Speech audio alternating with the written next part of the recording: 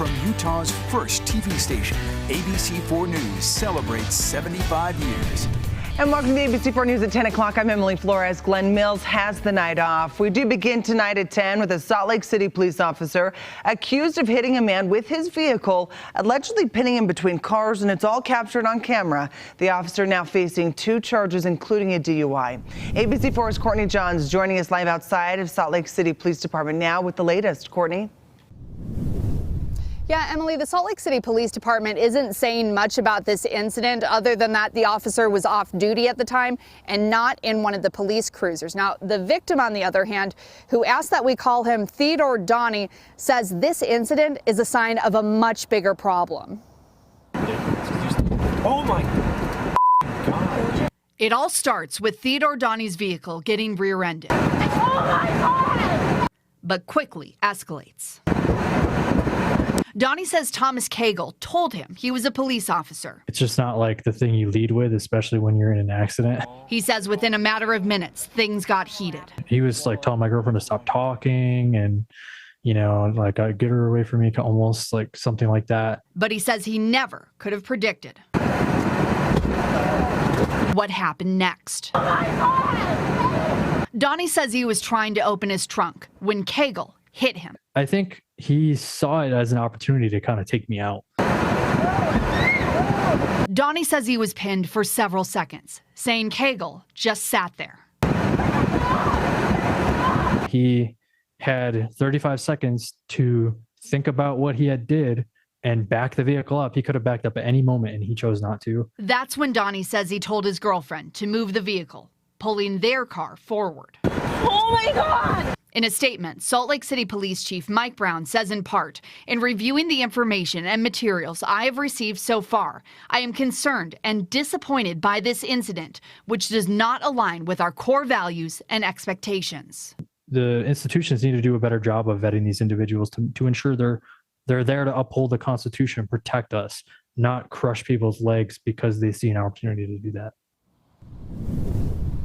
According to court documents, witnesses say Cagle was struggling to keep his balance and was slurring his words. And officers say he admitted to drinking before that crash.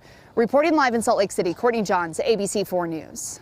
All right, thank you, Courtney. Well, tonight, new developments in the Idaho murder mystery. He's accused of killing 4 people. The suspect maintaining his innocence, mouthing communication with his family as he walked out of court today. ABC's Kana Whitworth has the latest.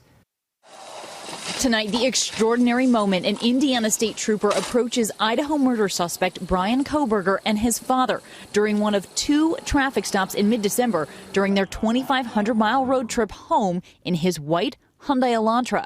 This one for tailgating. Where at? Yeah, it's a long haul. You guys scared of airplanes? Police have been looking for a white Elantra spotted near the crime scene for weeks. Tonight, they say that car is in custody. It's interesting that he's continued to drive that car despite the fact the police are looking for a car like that. Today, shackled and silent, the 28-year-old grad student accused of stabbing 4 Idaho college students to death led into a Pennsylvania courthouse where he waived his extradition rights. Arrangements currently are being made to deliver Kohberger back to Idaho, where he can have continued due process and face these charges. As he left the courtroom, Kohberger mouthed, "I love you," to his family. His mother and sister crying throughout the hearing. Weeks ago, Kohberger was studying criminology at Washington State, but tonight he's bound for Idaho to face 4 counts of first-degree murder in the deaths of Kaylee Gonzalez, Madison Mogen, Xana Kernodle, and Ethan Chapin. Kaylee's dad telling us he's relieved. It felt like a cloud was lifted off of us. It definitely provided relief and comfort to know that things were progressing. The FBI had Kohberger under surveillance for 4 days at his parents' home in Pennsylvania before agents moved in early Friday morning. Sources tell ABC News that police also linked Kohberger to the crime scene through DNA, using a public genealogy database, finding relatives, then zeroing in on their suspect. Kohberger maintains his innocence, telling his lawyer he was in Pullman, Washington, 15 minutes away the night of the murders. Authorities continue to say this was a targeted attack. But as for a connection between Kohberger and the victims, they tell me that's still part of the investigation. Kana Whitworth, ABC News, Stroudsburg, Pennsylvania. Thank you, Kana. Well, new tonight, the state of Idaho releasing an order saying they will no longer be communicating with the public or the media about the Bryan Kohberger case, prohibiting any communication by investigators, law enforcement, attorneys, and agents. And a convicted sex offender accused of recording a child inside of the restroom of a Salt Lake County church building. Arrest records show back in July, Zachary Wallen used his phone to record a 12-year-old boy trying to use a urinal next to him. Well, police say Wallen admitted to the victim's father that he had, quote, a moment of weakness. He's now facing felony voyeurism charges.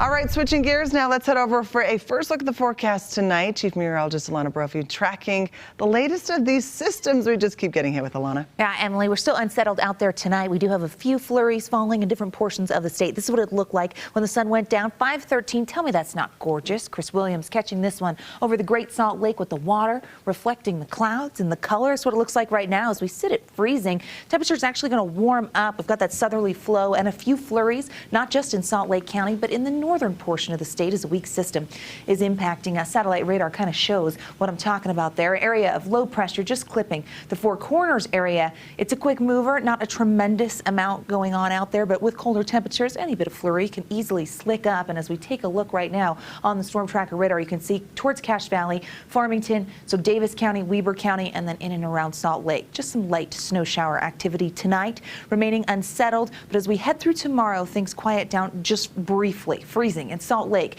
Logan, Ogden sitting in the upper 20s, low 30s, 29 in Provo, 37 in St. George. Okay, as we head into tomorrow, our rain potential for the southwest corner of the state has an uptick. The reason why and the timing on our next storm system coming up in my full forecast in just a few moments. Emily, back to you. All right, thank you so much, Alana. Well, friends and family remembering Nathan Ricks, known for his leadership in the New Skin and founding One Team Global. But more than that, he was a friend and a loving father, we're told. It was Monday around noon, the Provo Municipal Airport reported a small plane crash where Ricks died. Another passenger was taken to the hospital in critical condition. Ricks' wife, Joyce, and another passenger were able to walk away with only minor injuries. His family saying he was going to take his wife and friends to the Rose Bowl in his own jet. Friends saying they remember Ricks for always serving others and being the most driven individual they'd ever met. Everything he touched succeeded. He had a drive that I have never seen before in business or anywhere else. His family sending a statement sharing that he loved life to the fullest, especially the people around the world who touched his life. The Provo Airport is expected to be closed until tomorrow as this investigation